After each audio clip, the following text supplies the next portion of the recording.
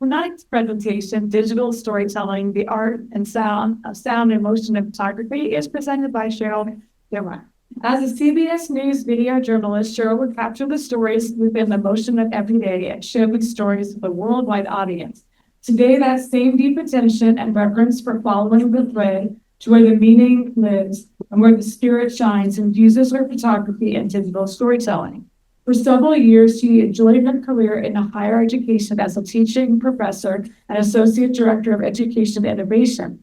Her certification in digital storytelling from the Story Center in Berkeley, California was a pivotal experience, as it reminded Cheryl that photography is the central part of who she is. She returned to her first passion with a visual image of a story event. People and stories are at the heart of what draws her to photography. And here is Cheryl. Okay, so if you have not picked up your handout, there's a table there. Just raise your hand and we'll get everyone you down if you need them. So we have a lot to cover. Need some handouts here. So index card, pencil, what you go. That'll be great. So I'm going to jump right in. Normally when I teach this section of our visual storytelling, it's a whole day workshop. We're going to cram it into an hour. Okay, so you got a little bit of work to do, but it's going to be fun. Hopefully, if you tell me if it's not, forgive it. Okay, so let's jump in. So I'm going to start off by introducing a little bit about how I got into digital storytelling and what it is.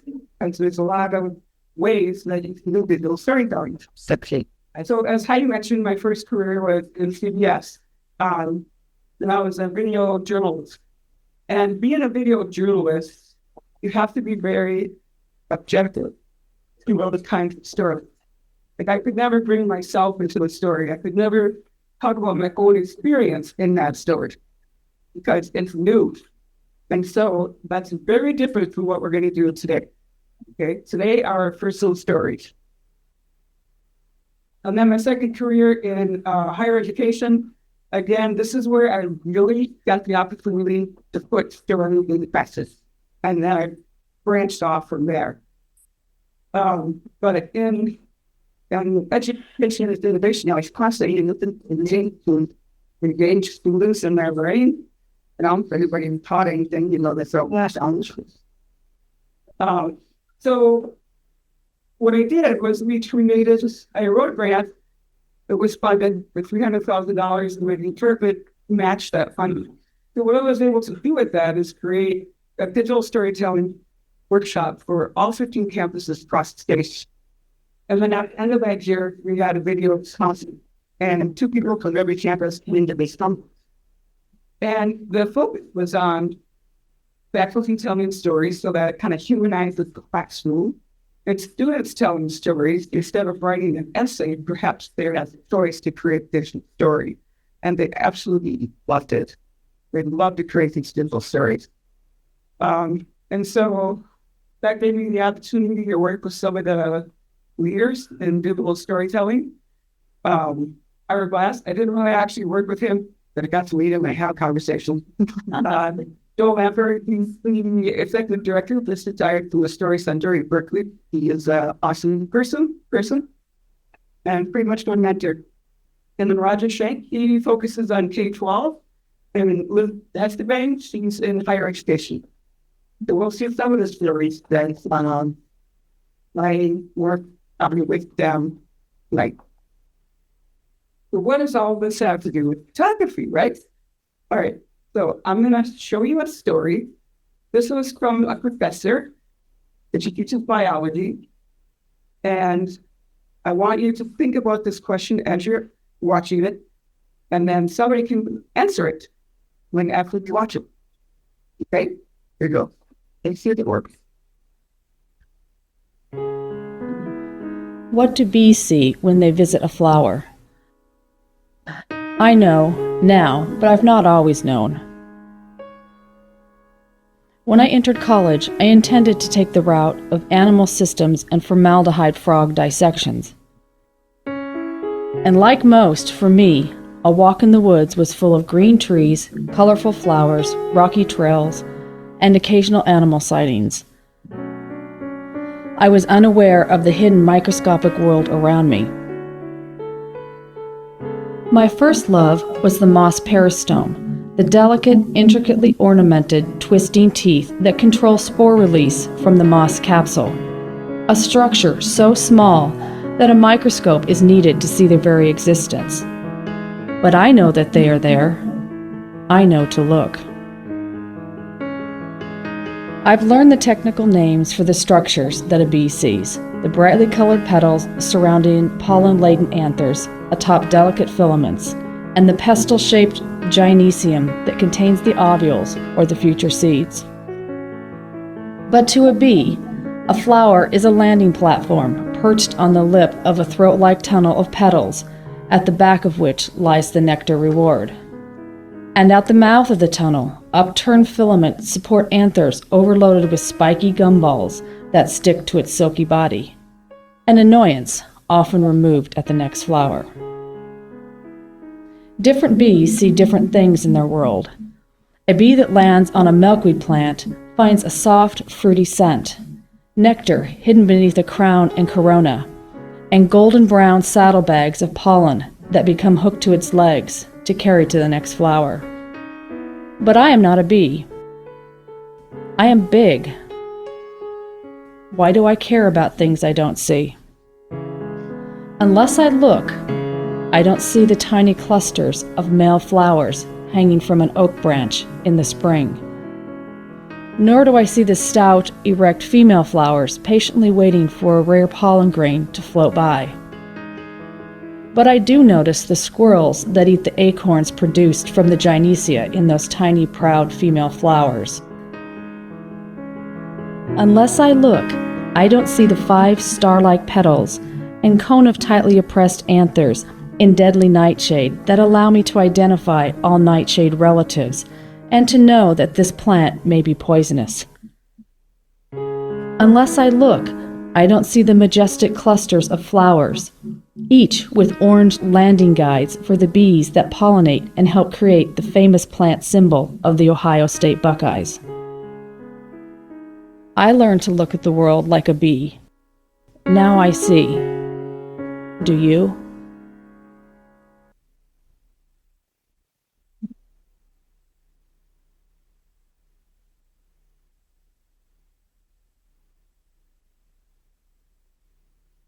For many years staying near until I'm credit symbol. Cheryl, make sure yours is muted. That is. We're getting some sort of feedback. Oh, is that the only audio? All right, TV's off. Right, so what does that have to do with the flag beach? Well, So what's seeing and looking? yes, seeing and looking.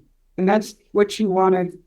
That's the main takeaway she wanted to, the main message she wanted to share with the students. Thoughts, look, see the world. Okay. So, what is digital storytelling? This is the way that I was trained for digital storytelling. Again, there's many different ways that and this way can be translated into books, to videos, to blogs, to whatever. But it is powerful images, beautiful or not, because sometimes it can be disturbing. Oftentimes they are archived photos, old photos, black and white, down. Nowadays we can touch them up. But when I first started doing it was pre-digital, so it was a little harder to touch them up. But they all captured moments. It's a simple narration, so there is power in simplicity. We're not talking about writing very simple 10-page stories here. And this first person, very important, first person, it's about you, it's your story, you own it. It's your experience. No one else has had that same experience. And then there's motion and sound, and that strengthens the delivery of your message. It does not detract from it. You gotta be careful. You know, if it's a music bed underneath narration, music can't be too loud. If you want to somebody's taking a picture of something, maybe you want the shutter sound, whatever it is, sound supports it. It is typically less than 5 minutes. 3 minutes is preferred. How many words do you think you can write and have a 3-minute story? Two. The word, you good? Better. It counts to it. It's typically about 300. Look at the minute. Depending on pacing, body, where you show instead of tell. But typically about 2 minutes. And it's shared. I always like to say it's shared because that's how we build connections. That's how we connect with each other. And so sharing the story is super important. Sometimes that's very hard. Like I'll be sharing one of my stories and I'm a little nervous about it, even though I've seen it a gazillion times. And there's a new audience and yeah, you'll like stuff. So anyway, it's important to share even though it can be difficult sometimes. So why digital storytelling?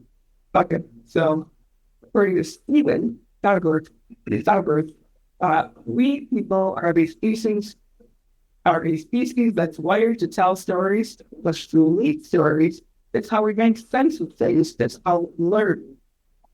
So again, I learn from those stories all the time. In fact, I remember that more often. I remember that better when it's in a story form than if it's just that information. So let's do a storytelling activity.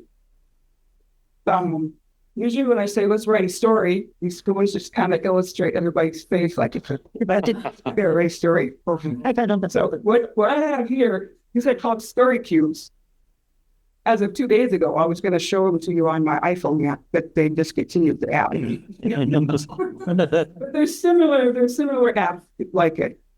Basically what it is, you have these decks. Then they all got pictures on. And you roll them out on the table. I don't know if Steve listens to that, but that's a picture of dice. And there's 8, 1, 2, 3, 4, 5, 6. Yeah, there's 8 of them in here. What I did is I took 7 of them, and I rolled them out on the table, and this is what I came up with. So, before we get too far into that, I would like 3 volunteers in the room, just by a show of hands, and 3 volunteers on Zoom, if we could. We have 3 volunteers on Zoom. Who wants to do it in the room? 3 volunteers. It'll be painless. I promise. Why it will be fun. Thank you, Phil. And I can do this. One more. Yeah, that's fun. For the Laura, Lisa. Okay, Lisa. Okay, so you're 1. Remember your number. You're 2. And Lisa, you're 3. We have 3 volunteers on Zoom. Any Zoomers?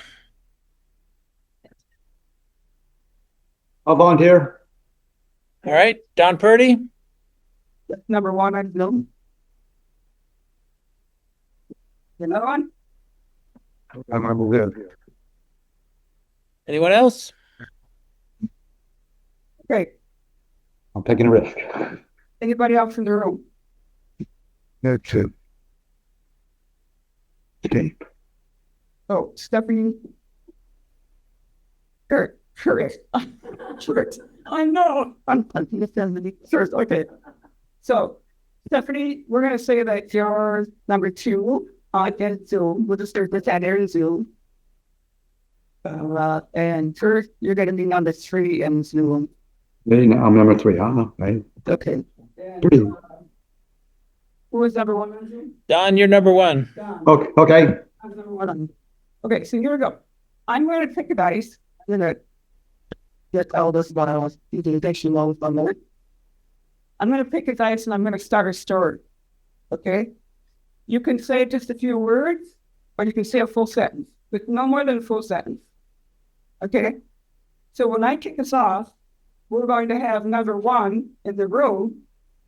Carol is going to continue the story from where I left off. Number 2 is going to continue where Carol left off. Okay? Yeah, Kevin, the dice. Yes, Oh, you're going to pick it. You're going to pick what dice, but you don't know what I'm going to pick. So it's like impromptu storytelling. So here we go. I'm going to start off with, I'm going to take this flower. And I'm going to say, one day I was walking through the park and I saw this brilliant giant flower. It made me feel very sad because I It reminded me of the time that my pet sheep ate a flower and got sick. I'm going to go to Stephanie. Focus with the room first. Oh, you want me to do it now? Yeah. Oh. And I used my eyes and cried for my dead little sheep. Kurt. That's history. My turn? Not yet. Right. It struck me like a bolt of lightning. All right, Don, take us home. Okay. But I found shelter under a bridge. And it is the star, but let's just say, under the bridge, I saw a beautiful falling star in the night was. Okay. All right. So Heidi has written down her story that she's going to read it back to us. I think here's the story. It's kind of like the game telephone. I hope I got it all. One day I was walking through the park and I saw an exotic flower. It made me feel sad because it reminded me of when my pet sheep ate a flower and got sick. I used my little eyes and cried for my, I don't know if you said dead sheep or dead sheep. It struck me like a bolt of lightning. I found shelter under the bridge. Okay. Just tell me. That's how we create a story. I guess. One way of creating a story. Okay. We're going to listen to another story. And I didn't realize this about, but it is another story from a faculty member who attended one of my workshops. But she's a communication specialist in life sciences. So she says she will start.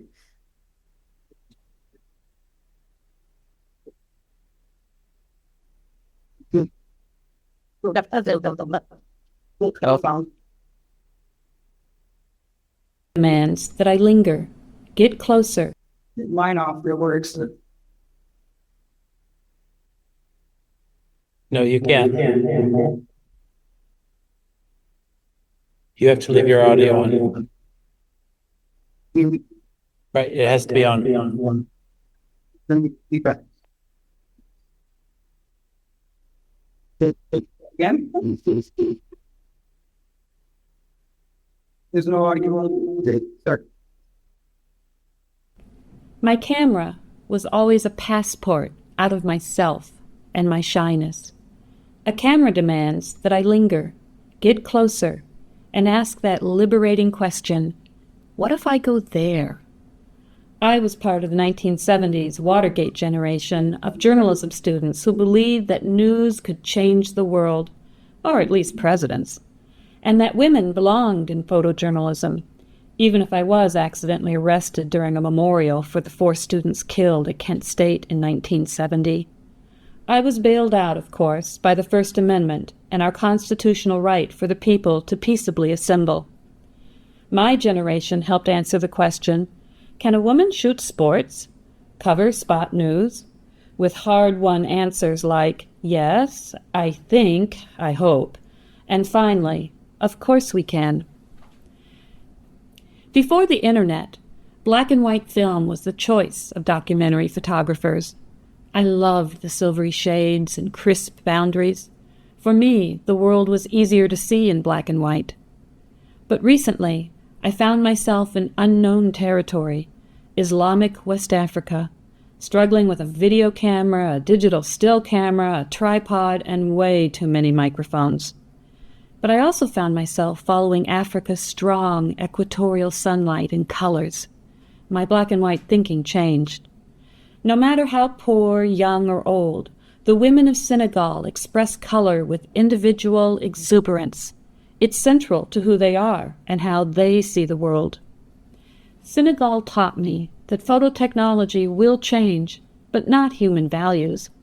What I learned many years ago is still true. In photography, your most important piece of equipment is your curious, engaged mind. Your ticket to finding photographs is still an open mind and a willingness to linger. Respect, that universal passport for entry into another person's world, costs nothing, and it's how we connect and find new stories. In chasing light and color, I now know that there are many ways of seeing, from black and white to any color or sound in rainbow.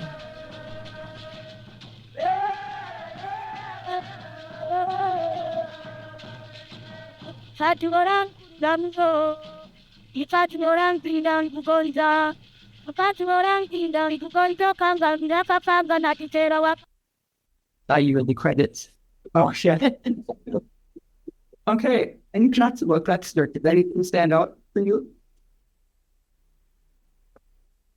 No? Yes, Well, it's not just that it's about photography, but like if it was about anything, like it's just so much more with pictures. Like it's just like it's another way of showing it, just sort of telling about it. It's like I don't know, it's like looking at a book or whatever. He's just like just giving examples and it makes it like richer. Yeah. And you notice that, you know, our goal isn't Hollywood glitz and training, right? It's authentic as we can possibly be with our stories, with our voice, with our message. It's a goal. It seems very reflective. Like she's had to go back. It's kind of like when we have to pick up, we don't have to, but when we choose to pick a picture for like a competition, and you have to go back and look at, and then, you know, select one. This kind of seems like that. Like she's going back and like both of the stories you so good. I like that part of it. Great. Thank you. I liked how she incorporated humor. Oh yeah, that's the film. So I'm going to share some of the clients that I've worked with just because I want you to see the broad spectrum of clients that actually use digital storytelling. These are paying clients. So, you know, if you want to get into this, there's definitely a niche out there.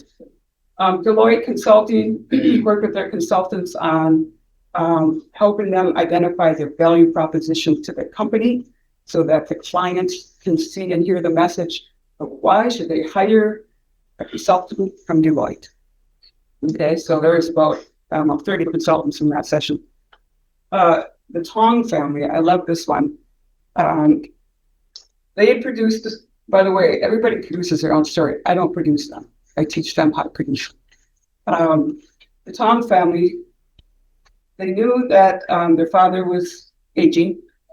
They knew that he wanted to lead a scholarship to students at UC Berkeley.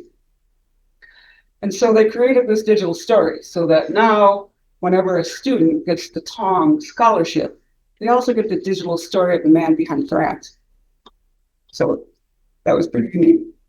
Partners of the Americas, I do some pro bono work, try to at least once a year. And this was training farmers how to do hydroponic farming from their balcony and then to a small plot of land and then commercially. So it's helping families be self-sustainable, both by food and with income. And then higher education, I spoke a little bit about that already. The campus tour I thought was kind of cool. We put QR codes across campus. So whenever somebody stood there on that very space and they scanned the QR code, a story would pop up on their phone about that place that they are standing at that moment. And then some other ones, Wisconsin Clearinghouse, worked with them on their Stop Smoking campaign and with all their regional directors. And developmental homes, they make a difference by maximizing the individual potential for persons with disabilities. And they wanted their staff to tell why are they passionate about their work. And that's hard work. And the pay isn't usually all that good. And then they use those passionate stories as a recruiting effort for new staff and onboarding effort.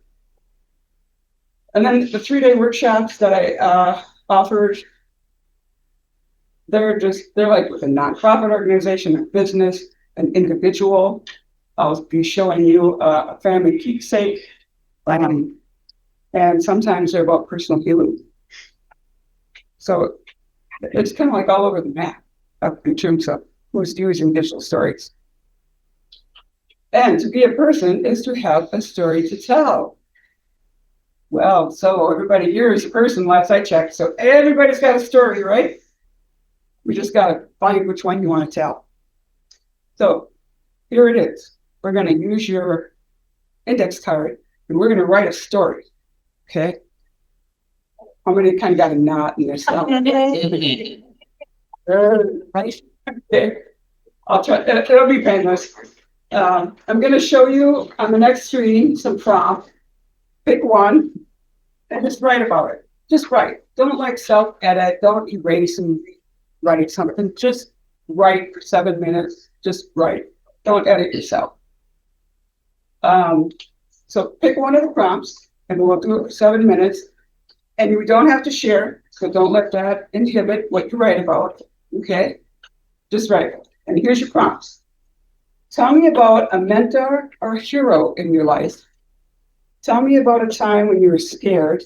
Tell me about a time when photography excited you. Tell me about an item that is important to you. Tell me about a first. It could be your first photo competition, your first public speech, your kiss, the first time you drove a stick shift or any car. Okay? So pick one of those. And on your index card, you can turn it over and write on the other side. Just write. For 7 minutes.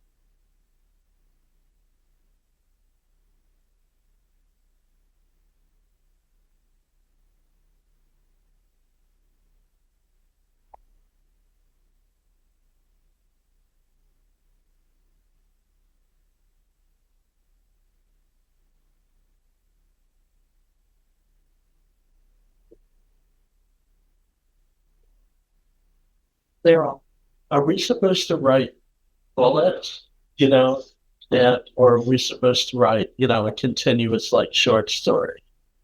However you want to do it. Okay. Yeah.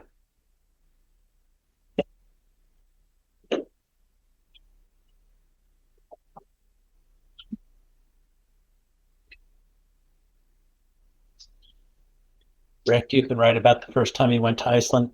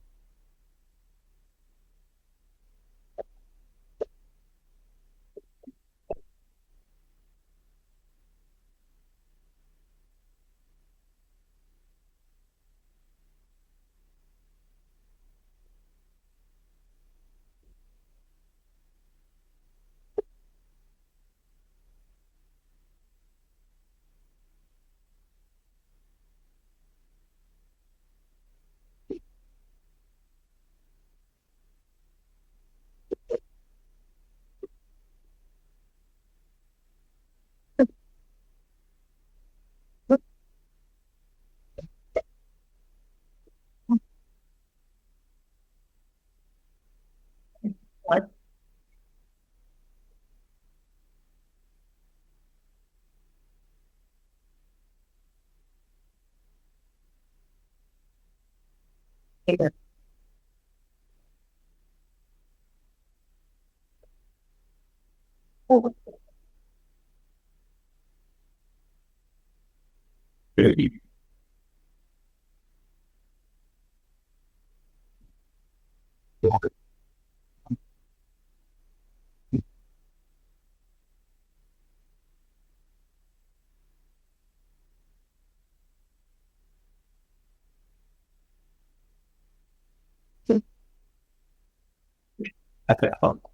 Don't read this stuff.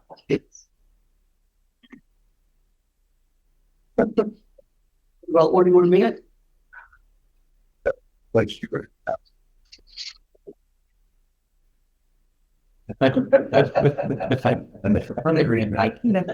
Oh.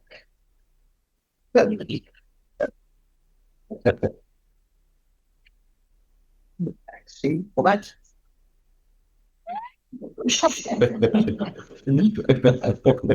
That wasn't on the list. It's not fair. I have to add mother.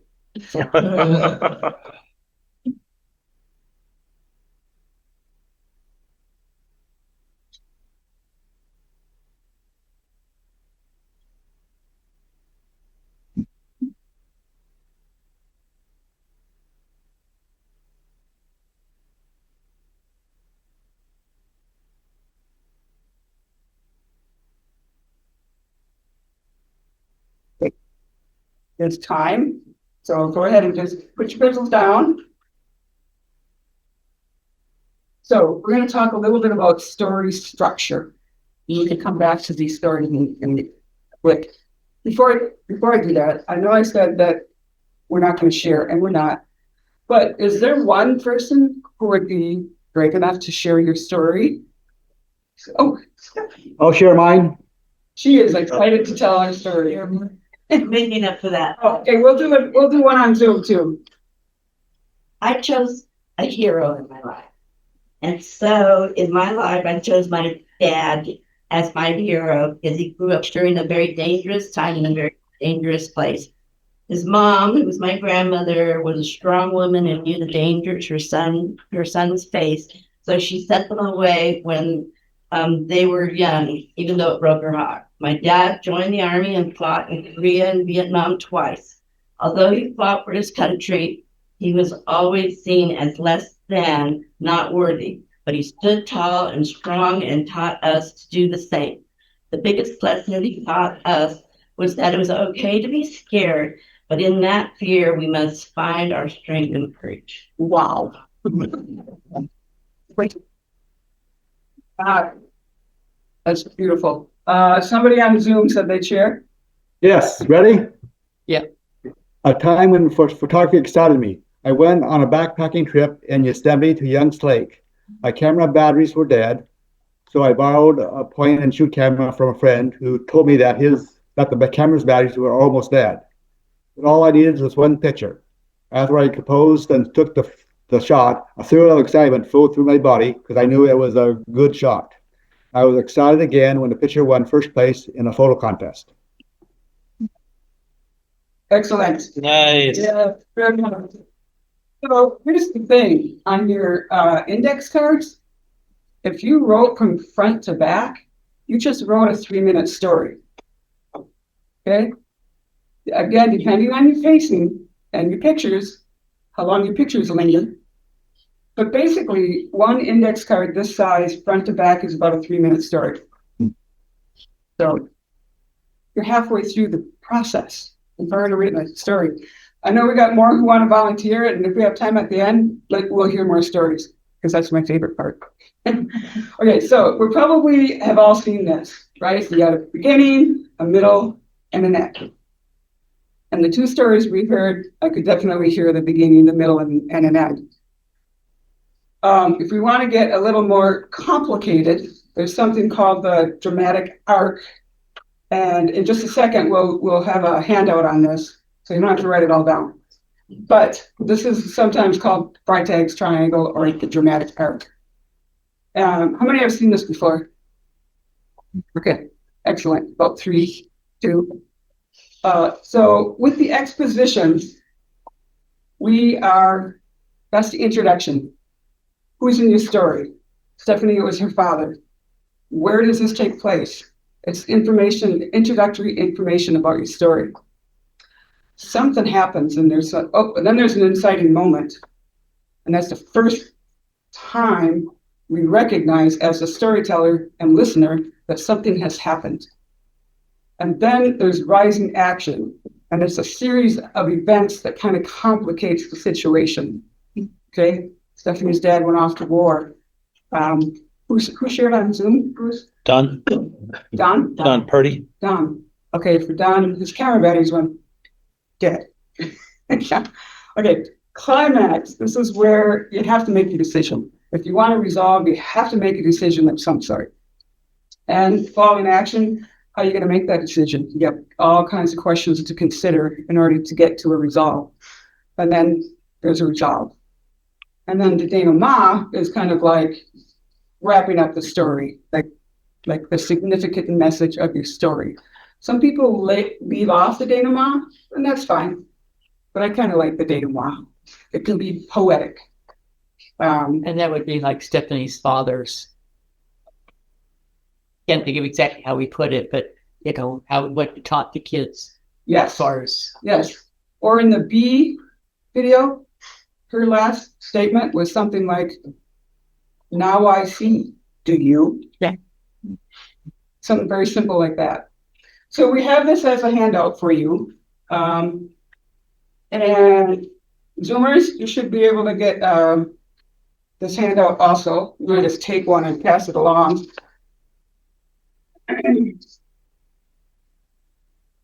Because when you're at home and you're ruminating about a story, you can kind of use this as a guide.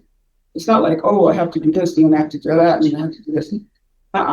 It's a framework. Use it as a guide. And then if you want to take it one step further, this is on the flip side of the sheet. And the story that you just wrote on the index pad, you could map it out to the storyboard if you want to. Because typically, the stories, we are like innate storytellers, just naturally tell stories. And oftentimes it's in just format. Oh, and then by the way, there's transformation, which is really important. That between the first time you notice something's happened and the resolution, there's some sort of transformation before it gets through or whatever it is. And it can be transformation for the storyteller, the story listener. So the transformation that happens. And then you can just take this home and try to map your story that you wrote to this and see how close you got. But I bet you got pretty close. Okay, so this is a photograph that was posted in California Photography. Kind of flash. And just like beginning, middle, and end, right? This photograph has a beginning, middle, and end. The beginning is this big rusted car in the front. The middle is the town. The ending is the backdrop, the mountains, the clouds. Okay, so even one picture has a beginning, middle, and end. But why I wanted to use this photograph is because this was just, as far as I don't know Marson, but what he wrote, and just a blurb alongside this photograph, is a story. A weathered 1937 Chevrolet coupe sits frozen in time in Bowie, California. Once a bustling mining boomtown that housed 10,000 souls in the late 1800s. As the mine's riches dwindled and a devastating fire claimed 95% of the settlement structures, the population gradually dwindled. By the close of the 1940s, this once thriving community had transformed into a true ghost town, with the rusting Chevy serving as silent witness to its abandoned streets. That's the story. And if you were to map that out, this is what it would look like. You can see the introduction, The rise in action as the mines and riches dwindle. Climax, population gradually dwindle. Falling action. By the close of the 1940s, the thriving community, once thriving community, and so on. So it's a story structure that a lot of us use. Okay, so 7 elements of digital storytelling. We will dive into these at the workshop if you're interested in the workshop, but you can take them because I'm pretty confident most of you, some of you, can either walk away from here and print show and story lines. So point of view, it's going to be your point of view. Okay. Dramatic question. What's the dramatic question that you're going to answer? Why is my dad going off the war? Why are my batteries dead? Emotional content. The gift of your voice. A lot of times we don't like the sound of the recording of our own voice, but it is a gift because it's authentic to you. Nobody else has it. And it's going to help tell your story because of that. So the power of the soundtrack. We spoke about that. Supporting sounds, supporting music, sound effects. Economy. Usually when I tell people, tell me a story about them, they say, oh, I don't live a very exciting life. I don't have much of a story. And then I give them these prompts and they like got 5 pages. And then, we have to narrow it down to an index card. And so that's economy. And then pacing. If it's really tense, something really tense, you're probably going to talk really fast, or something like that. Calming, smoothing, like the bee, her pacing is perfect. Okay, so showing is telling. You can take a look at your story too and think about what he wrote and what you could tell with just a picture and not have to narrate it. Just a picture. There's probably some things that you wouldn't have to be so explicit about and that the photograph say the message itself. That's one way to address economy too. After all, we've all heard this quote, one picture is worth 1,000 words. All right, we're going to do, I think this is the last activity. Everybody going to take the story that you wrote on your index card. Who has, first we have another quote. Oh, this is one of my favorite quotes. I would have written a shorter letter, but I didn't have the time. That's how hard it is to be concise, right? It is. And so that's economy, to be concise, but still have that strong message. All right, so what we're going to do, we're going to write a haiku. Okay? And haiku, if you're not familiar with them, 5 syllables in the first line, 7 in the second line, 5 in the last line. And I wrote a couple to give you as an example. So here's one. Shoot photography. It is what I love to do. Blend science with art. Blend science with art. Wow. Haiku. So 5 in the first. 7 in the second, and 5 in the last. One more example. Slow down. Look around. Capture fleeting moments. Renewed gratitude. So if you take a look at the story that you wrote on your index card, write a haiku in that story. 575.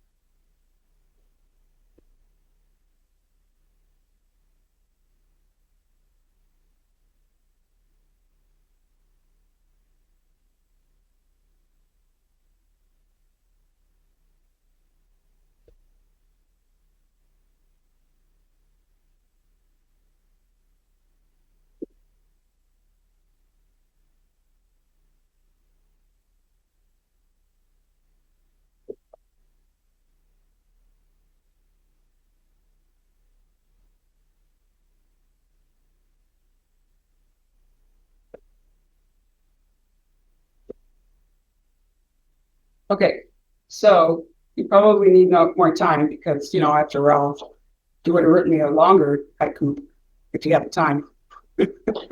Or shorter if you had time.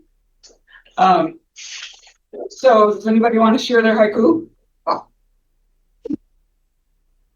To understand the essence of the people, you have to listen. Nice. To understand the essence of the people, you have to listen. Beautiful. So how many finished the haiku? Oh, what, 7, 6? Good. Good. You can work on that as a way to try and economize your story if you're written a lot. Just as inspiration.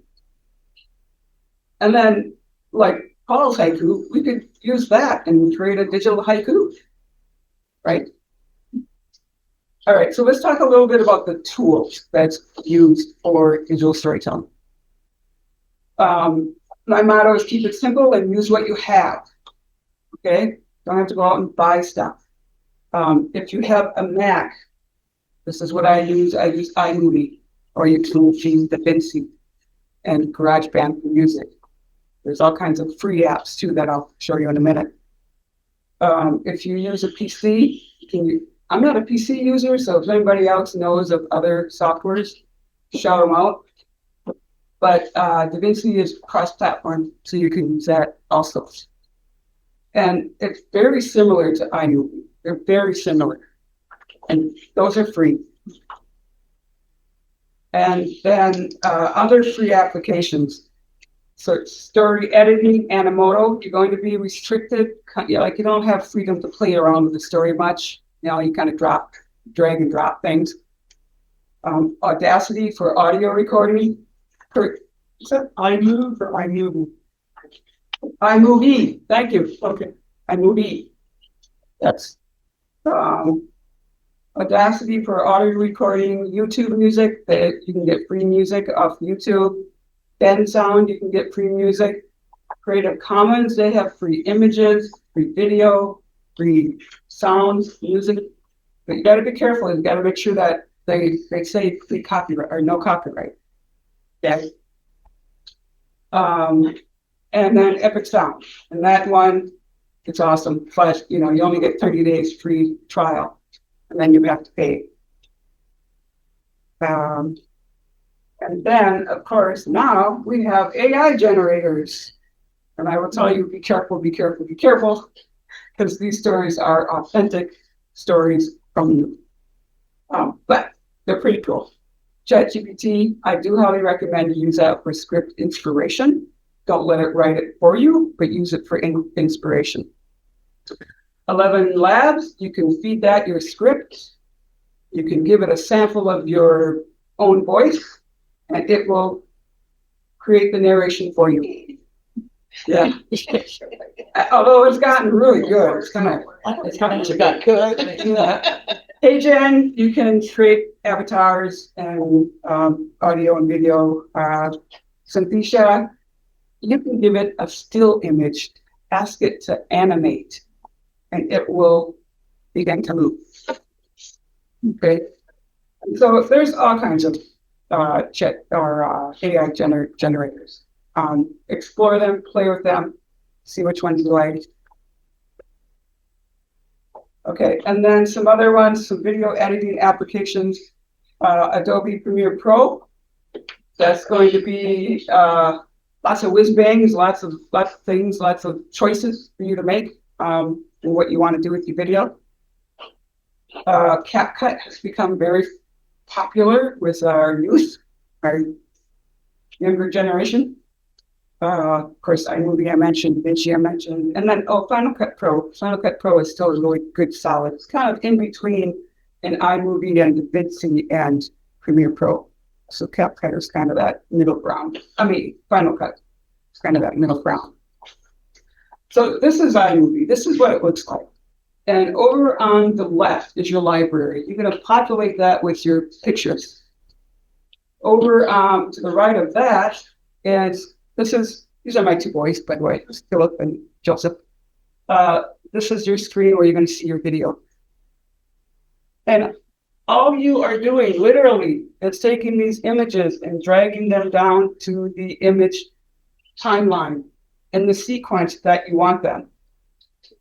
You can see up in the, not as numerous can see this, but up here it says live media, audio, video, title, background, transitions. It's all there for you to. You don't have to create anything. It's all there. You just drag and drop them in there. So these little things in between each clip, that's transition. The most classiest transition you can do is dissolve.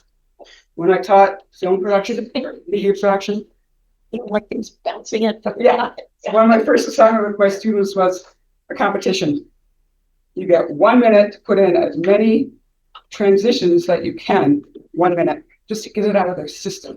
Because otherwise you're all over the place with the transitions. Christy, cool. This down here is your audio. So your narration. You can have another audio for your sound bites or your sound effects or music beds. And all you're doing is taking them and dragging them. And then you gotta, like, this has peaked a little bit, so you want to be careful. And DaVinci looks pretty similar to this. And iMovie is also on your smartphone. So this is, of course, an incredible tool. I've taken pictures, I've taken video, and I've edited them on iMovie and created cool stories just on the phone.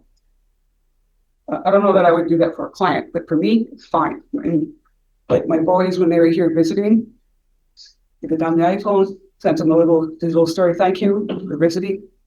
Got a question? So I don't know anything about this, but I know on my smartphone I have a lot of pictures. So once in a while, some music will pop up, and yes, and some pictures that make a story by itself, for the day or something. Yeah. So you have an iPhone? On my iPhone. Yeah, so that's a full feature of iPhone. And that's nice for like a slideshow kind of thing. Yeah. Okay, how are we doing on time here? Great. I want to talk a little bit about storytelling. But I might kind of whiz through it pretty quickly.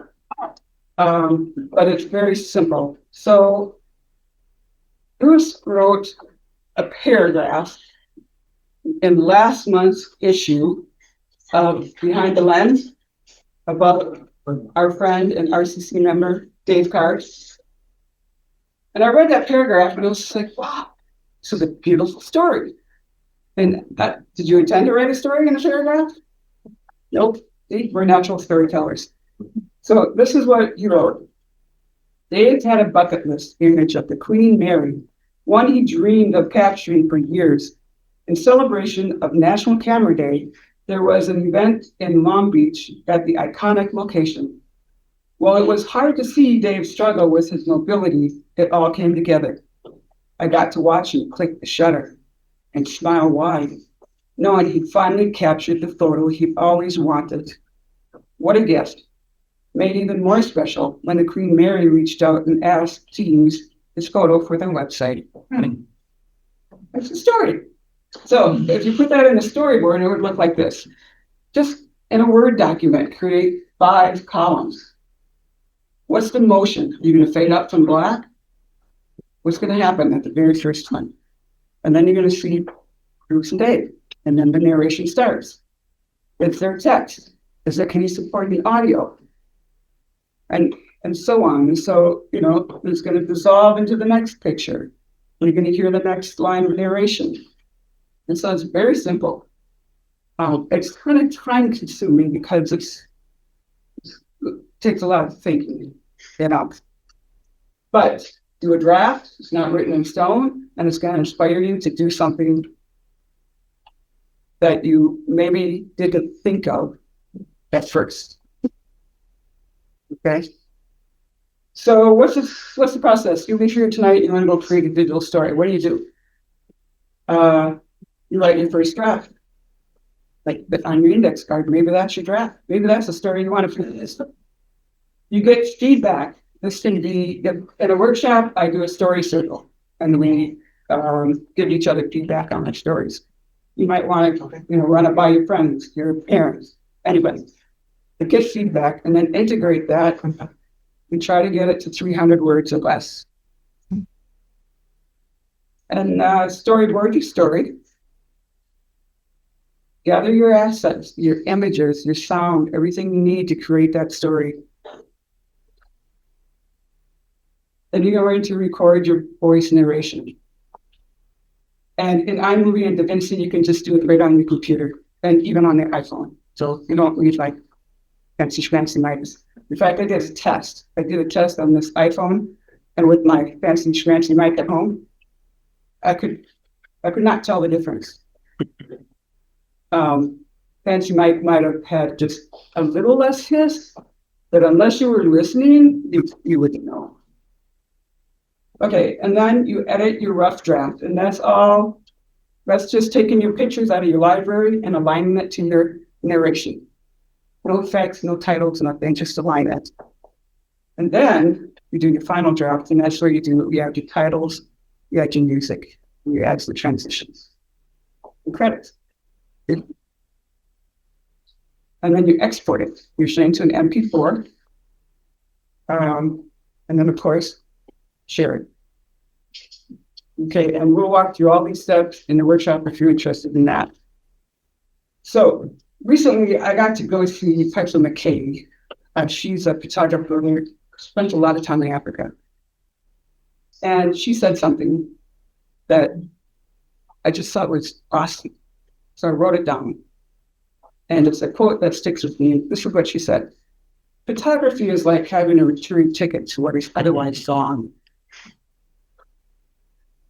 I don't know if that resonates with you, but I just love it. Some of our, precious items are gone. Some of our friends and family members are gone. The way the light hit something yesterday is gone. And so you got that photograph, you can go back to that. So I'm going to close tonight with a story that I did. It was way back in 2010. But it's about my grandma, Gladys Luella Bunday. What a name, Luella.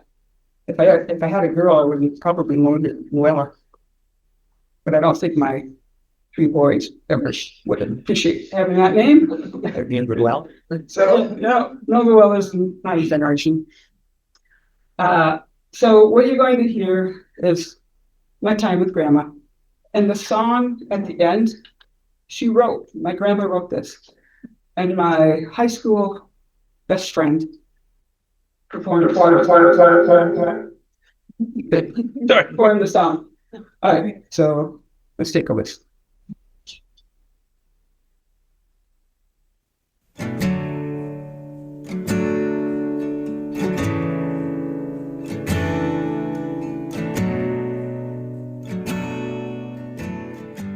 Gladys Luella Bunday, my grandmother. She is the most unselfish person I know. She's been my role model for living a life of compassion and forgiveness while not forgetting to laugh. Grandma worked at the local grocery store candling eggs. She and Grandpa Merle rented out rowboats and sold fishing bait on the shores of Lake O'Galley. I have wonderful summer memories of Grandma's home.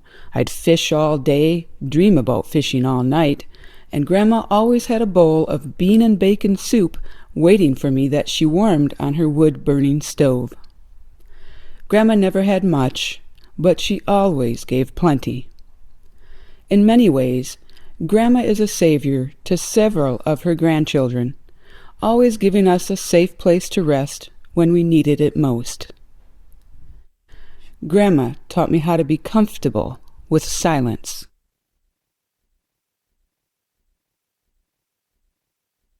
She often spoke with joy of when she would meet her Savior at a place that she calls home. In November 2009, the family gathered to make a difficult decision.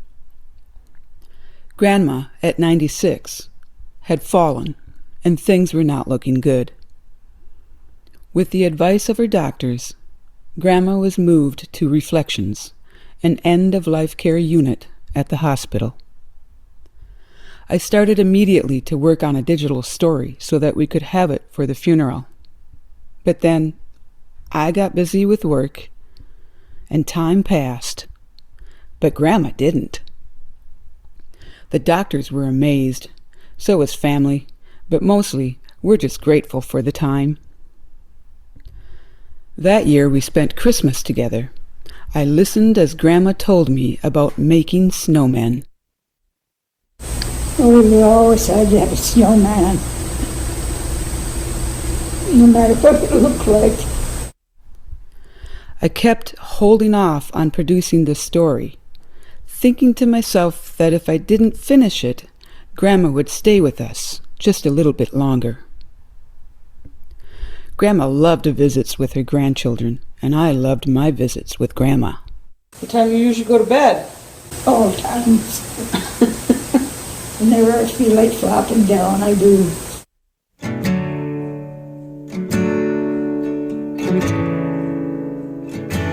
It's now November 2010, almost 1 year since that difficult decision. On Saturday, Grandma went home.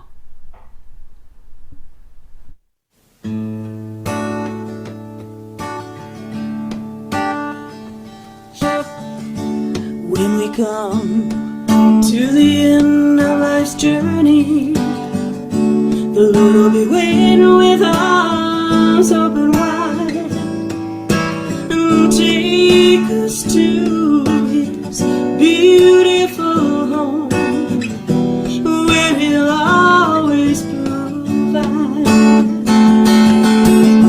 Oh, I'm coming home, may Your everlasting arms embrace me. I'm coming home, Lord, to You. I'm coming home, set all my troubles free, cleanse my soul, I'm coming home.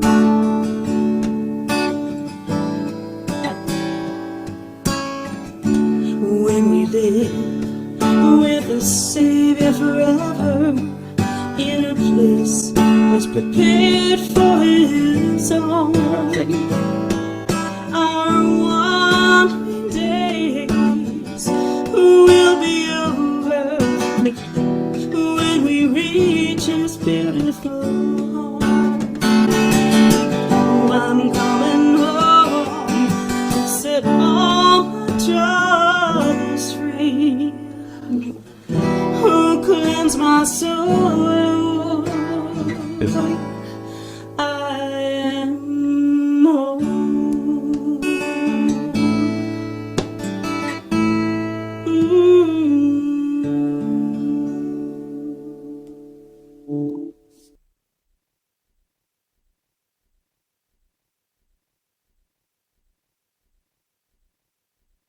Time spending someone's at her house. So I love looking at this, and I've seen that several times. I think as I get older, I either like looking at it more, because how many in this room have experienced living or spending time in a house with a wood-burning stove, not a gas, not electricity? You know, how many knows what candling eggs are? Okay, a few people. You have to be a certain age. Yeah. But I love it because every time I see it, I get 5 more minutes with my grandma. So that wraps it up. If you are interested in the digital storytelling workshop, it will be from November 15th to 16th, Saturday, Sunday, 2 to 6 p.m. RCC members only. So you have to be current on your dues. If you're not, Stephanie. And it's because of the location that we'll be at, so RCC members only. You can see a little bit about what we're going to do there. But basically, we'll walk through the steps. And again, you get some coaching on your script. You get lots of guidance on the technology. And you'll walk away with a full story. And my favorite part, popcorn and movie time. So With that, go forth, reflect, write, create, and share. Thank you.